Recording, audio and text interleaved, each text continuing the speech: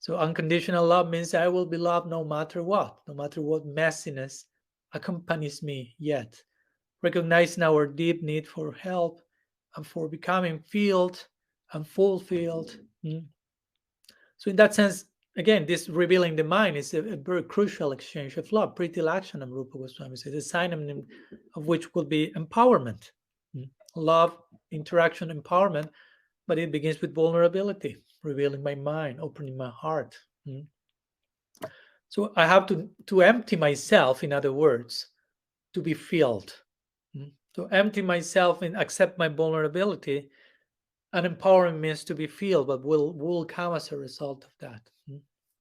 Some people will call that a breakdown. We'll call that spiritual awakening. Actually, although for some it may seem like a breakdown. Vulnerability, empty myself, accepting my brokenness, breakdown, brokenness. But properly done, again, it will invoke empowerment and fulfillment, spiritual awakening. Many examples of that again, the above 12 steps that I mentioned from Alcoholics Anonymous. Recognize the situation has go beyond my control. I need a type of help which is beyond myself. The famous symbolic example of Draupadi when she's being undressed, if you will, and she's taking her sari with one hand, and with the other hand he's calling for Govinda, but she's still using one hand. She's not using the two hands and fully surrendering. So it is said that in that moment Govinda is not responding because she still is clinging on her. She's not being fully vulnerable.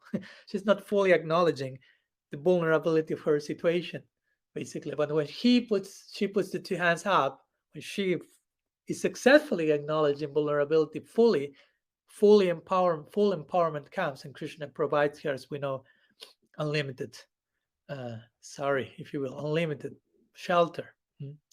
But as long as she was not empowering herself, as long as she was not emptying herself totally, she was not surrendering totally, she was not being fully vulnerable. So Krishna wasn't able to fully empower her, if you will. So again, it's about emptying ourselves. One example sometimes given regarding emptying ourselves is like the Krishna's flute, the Bamsi. Krishna's called Bamsi Dhar, Bamsi Badana, and so on. So the flute is like an empty, hollow bamboo stick. So Krishna's full breath can pass through his Bamsi without any obstacles at all, because it's empty. Full. So we have to be empty like the Bamsi. So Krishna's full breath, Krishna's will can pass through us. That's what Mahaprabhu wants from his followers. You please become like a Vamsi. So only Krishna's breath, only Krishna's mercy will pass through you. And that means empowerment. Krishna's song, Krishna's breathing. That's empowerment. And the emptying, the vulnerability is nothing in between. So that can really express itself.